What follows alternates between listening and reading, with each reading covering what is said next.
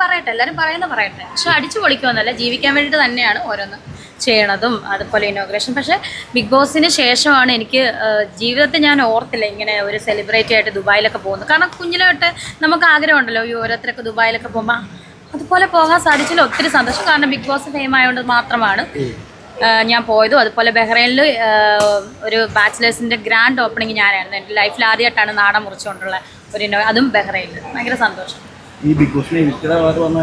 ഞാനാണ്. അതെ, തീർച്ചയായിട്ടും എവിക്റ്റ് ആകാറല്ലേ വന്നത്. അതായത് ലാലേട്ടൻ കൈപിടിച്ച് കയറ്റി. ലാലേട്ടൻ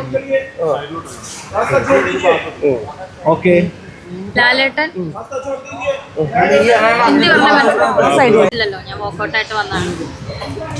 പിന്നെ കേറുമ്പോ സന്തോഷം. എല്ലാരും കാണാൻ പറ്റുമല്ലോ. ചേച്ചി അവിടെ മൊത്തം PR-ന്റെ കളികളാണെന്നാണ് പറയുന്നത്. എനിക്ക് PR ഇല്ലാന്ന് എല്ലാവർക്കും അറിയാം. കാരണം എന്റെ പൈസ ഇല്ലായിരുന്നു. ഇപ്പം വേണമെങ്കിൽ PR കൊടുക്കാനുള്ള പൈസ ഒക്കെ എന്റെ ഉണ്ട്, ഉള്ള കാര്യം പറയാലോ. പക്ഷെ അന്ന് എന്റെ ഇല്ലായിരുന്നു. അതുകൊണ്ട് എനിക്ക് PR വർക്ക് ഇല്ല. ഈ 16 ലക്ഷം കൊടുത്തെന്നാ പറയണേ. കൊടുക്കട്ടെ, എനിക്കറിയില്ല അവര് കൊടുത്തെന്നോ അവരുടെ കയ്യിൽ അക്കൗണ്ടോ ഒന്നും എനിക്കറിയില്ലല്ലോ. അപ്പൊ നമ്മൾ അതിനെപ്പറ്റി കൂടുതൽ അറിയാത്ത കാര്യം നമ്മൾ പറയൂല. ഇപ്പം ബിഗ് ബോസിനകത്ത് കയറിയപ്പോഴും നിങ്ങൾക്കൊക്കെ അറിയാം. ഞാൻ അങ്ങോട്ടും ഇങ്ങോട്ടും അറിയാത്ത കാര്യം ഞാൻ പറയില്ല. എനിക്കറിയില്ല. ഞാൻ എന്റെ കാര്യം മാത്രമേ പറയാറുള്ളൂ. ഇപ്പൊ ഇനി അകത്ത് പോകുമ്പോ എല്ലാരും ഇപ്പൊ അനുമോളെയാണ് ടാർഗറ്റ് ചെയ്തിട്ടാണ്. ഞാൻ ആരെയും ടാർഗറ്റ് ചെയ്യുന്നില്ല. പക്ഷെ ഇങ്ങോട്ട് വന്നാൽ വിട്ടുകൊടുക്കത്തില്ല. ഇങ്ങോട്ട് ആരെന്തെങ്കിലും പറഞ്ഞാൽ വിട്ടുകൊടുക്കും. ഞാൻ അങ്ങോട്ട് കയറി ഒന്നിനും പോകത്തില്ല. ഇങ്ങോട്ട് വെറുതെ വേദനിപ്പിക്കാൻ വന്നാൽ അങ്ങോട്ട് വിളിച്ചടുക്കോ. ഞാൻ ആരെയും കുറ്റപ്പെടുത്താനോ അല്ലെങ്കിൽ ആരെയും ക്രിട്ടിസൈസ് ചെയ്യാനോ അല്ല കയറുന്നത്.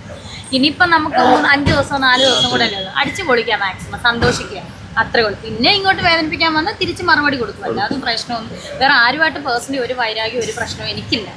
എല്ലാവരും ഫയറെന്ന് തീർച്ചയായിട്ടും ഞാൻ ഫയറാണ്. കാരണം ഒന്നുമില്ലാതെ ഞാൻ ബിഗ് ബോസ് വരെ എത്തിയെങ്കിൽ വോക്കൗട്ട് ആയത് എൻ്റെ പേഴ്സണൽ കാര്യം.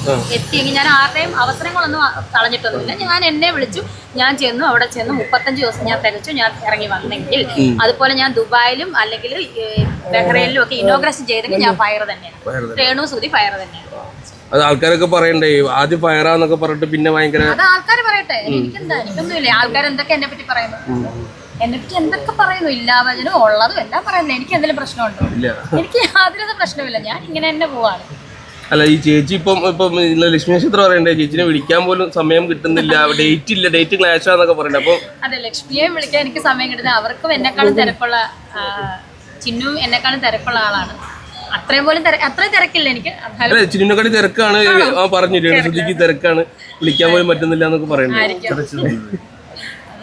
സ്നേഹം കൊണ്ട് പറഞ്ഞായിരിക്കും. എന്തായാലും സന്തോഷം അങ്ങനെ പറഞ്ഞു. സിനിമയിലൊക്കെ ഒരു അവസരം വന്നിട്ടുണ്ടെന്ന് കേൾക്കുന്നുണ്ടല്ലോ. സിനിമ 3 ചെയ്തായിരുന്നു, ഇറങ്ങാൻ കിടക്കുന്നതേ ഉള്ളൂ. ഇപ്പൊ സിനിമയല്ല മെയിനായിട്ട്, ഇപ്പൊ പ്രമോഷനും കാര്യങ്ങളൊക്കെ ആയിട്ട്. എനിക്ക് ശാരികനെ ഭയങ്കര ഇഷ്ടമാണ്. പിന്നെ ഉന്നീല്, ആര്യൻ, ബിശ്രീ, അവരെയൊക്കെ. ആര് കപ്പടിക്കും ചേച്ചി? അനു, അനീഷോ, അക്ബർ, ആര് വേണമെങ്കിലും കപ്പടിക്കട്ടെ. സന്തോഷം. നല്ലൊരു ഗെയിമറിന് കിട്ടട്ടെ. അല്ല, ചേച്ചിക്ക് ഒരു ഫേവറേറ്റ് ഉണ്ടോ? അങ്ങനെ അനീഷിനെ എനിക്ക് ഭയങ്കര ഫേവറേറ്റ് ആണല്ലോ. അവനാണ് ഫേവറേറ്റ്. പിന്നെ ആർക്ക് കപ്പടിച്ചാലും നമുക്ക് കുഴപ്പമില്ല, സന്തോഷമേ ഉള്ളൂ. നമ്മള് ഞാനിവിടെ കയറി പറയടാ, മീഡിയ ഉണ്ട്.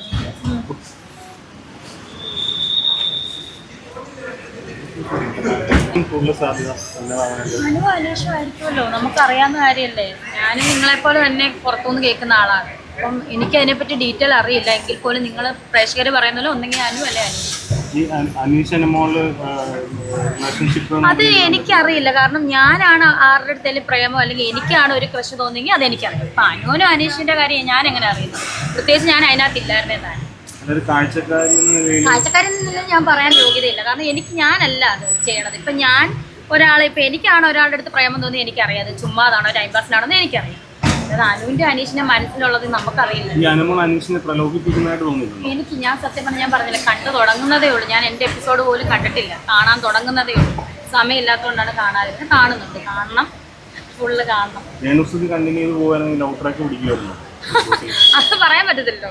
ലവ് ട്രാക്ക് ഒക്കെ ഉള്ളിന്ന് വരുന്നതല്ലേ. എനിക്കൊന്നും ആരെയും ഇങ്ങനെ ടൈം പാസിനോ അല്ലെങ്കിൽ അങ്ങനെയൊന്നും തോന്നത്തില്ലെന്ന് തോന്നുന്നു എന്റെ മനസ്സ്. ഇതുവരെ തോന്നിയിട്ടില്ല.